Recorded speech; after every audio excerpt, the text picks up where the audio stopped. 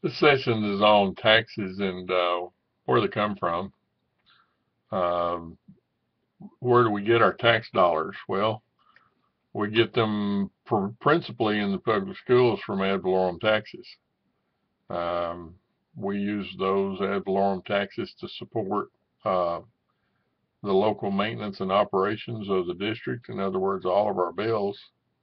And then we also use ad valorem taxes to support the repayment of bonded indebtedness. And each one of those functions comes through a different part of your overall tax rate.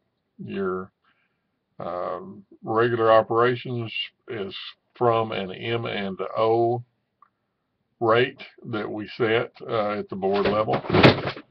And then the ad valorem taxes that support the uh, repayment of bonded indebtedness comes from the I and S portion of the tax.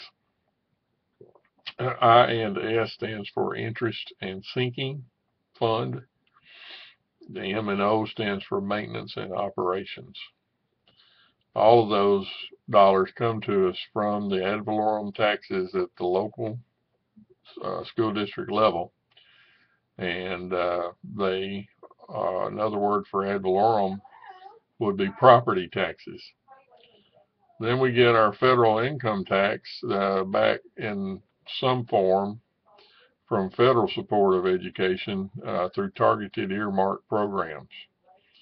The key there is that federal programs are earmarked and they don't tend to supplant or replace the cost of overall operation of the schools. They're supplemental or augment what we do in the schools. Then we get tax dollars from the state that come to the state through state sales tax principally. And we receive those dollars through the Texas Minimum Foundation Program. I'll say it again, the Texas Minimum Foundation Program. That program is set up to pay for a basic education for every child in the state of Texas. Then we get money from the state investment of the Permanent School Fund. The per capita funding comes to us.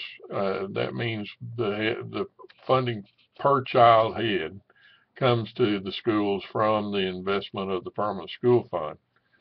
When those dollars are taken from the bank after we draw down the interest on the Permanent School Fund, we call it the Available School Fund, and we pay per capita funding to the schools based on the number of kids they have in the school.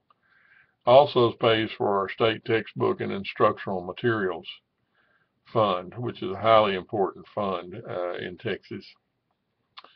There are only three things that government can tax. Just three. Those are productivity, consumption, and wealth. Productivity is taxed using an income tax. And we don't do that at the state level in Texas.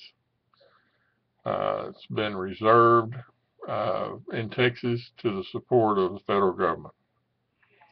Consumption is taxed with a sales tax. And this is reserved to support the state and local government activities. Wealth is taxed using the property or ad valorem tax structure that I spoke of earlier. These taxes are reserved to support of local taxing entities such as schools, local government, cities, and county government.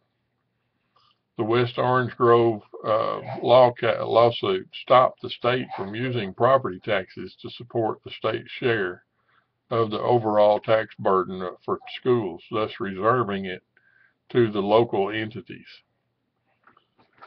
That's about what I want to tell you about taxes now. I need for you to read up on your taxes in this section, and we will have a little drill for you at the end.